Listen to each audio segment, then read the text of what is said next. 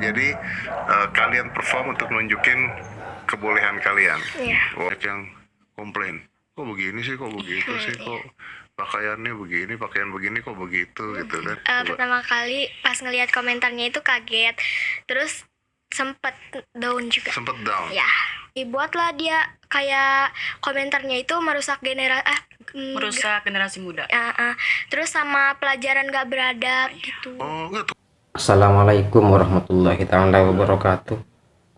Kali ini saya akan menebak adanya dua kemungkinan kenapa itu disebut tidak bermoral.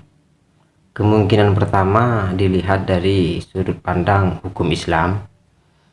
Yang kedua karena itu dianggap sebagai budaya barat yang tidak boleh diikuti oleh orang-orang Islam, sesuai dengan hadis yang berkembang di masyarakat, man tasyabbaha biqaumin fahuwa minhum. Barang siapa yang menyerupai suatu kaum maka dia adalah bagian dari kaum itu sendiri. Itu adalah dua kemungkinan yang saya tebak menjadi alasan kenapa itu dianggap tidak bermoral. Saya ingin masuk pada bagian pertama tentang hukum Islam. Itu dianggap sebagai katakanlah itu dianggap sebagai tidak bermoral. Oke, sekarang kita ikuti logika bahwa itu tidak sesuai dengan hukum Islam dan disebut tidak bermoral. Sekarang kita bandingkan dengan fatwa ulama yang mengatakan bahwa semua orang kafir itu adalah harbi. Pertanyaannya, mana lebih tidak bermoral antara menari dengan pandangan yang mengatakan bahwa semua orang kafir itu adalah harbi? Bandingkan juga dengan sikap umat Islam yang memusuhi kelompok lain karena perbedaan keyakinan. Mana itu yang lebih tidak bermoral?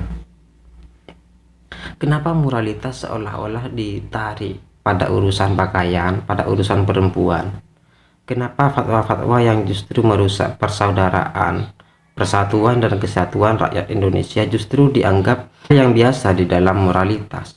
Yang perlu digarisbawahi adalah sebuah bangsa tidak akan rusak hanya gara-gara generasi muda itu suka menari, tetapi generasi muda akan rusak ketika generasi muda kita memusuhi kelompok lain di luar kelompoknya.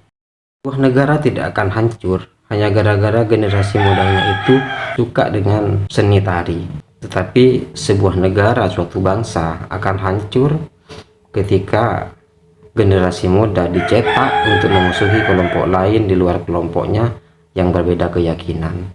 Itu yang perlu kita garis bawahi. Kemungkinan kedua kenapa itu kemudian dianggap sebagai tidak bermoral, karena seperti yang saya jelaskan tadi, karena dianggap telah mengikuti budaya barat yang budaya barat itu sendiri dianggap sebagai budaya orang-orang kafir. Begini, saya ingin memberikan masukan kepada para habaib, para ulama, para kiai, para ustadz. Jika kita tidak ingin generasi Islam ikut terhadap budaya barat, kuncinya hanya satu: bikin budaya Islam lebih maju dari peradaban barat, buat peradaban Islam lebih maju dari peradaban Eropa. Itu satu-satunya kunci supaya generasi Islam tidak ikut terhadap budaya barat. Karena di mana-mana kebudayaan itu lebih maju, peradaban itu akan menjadi kiblat di hampir semua bidang kehidupan, entah itu di bidang ilmu pengetahuan, entah itu di bidang gaya hidup dan lain sebagainya. Persoalannya adalah satu-satunya cara supaya kita bisa lebih maju dari peradaban barat, kuncinya hanya satu: hargai pemikiran, hargai ilmu pengetahuan. Caranya apa? Hargailah para pemikir, hargailah para ilmuwan. Sayangnya saya melihat bahwa peradaban Islam sekarang ini kurang menghargai para ilmuwan. Buktinya para ilmuwan yang berjasa terhadap perkembangan peradaban Islam seperti Ibnu Sina, Al-Farabi, Al-Kindi, Abu Bakar Ar-Razi, semuanya disesatkan oleh hampir semua umat Islam.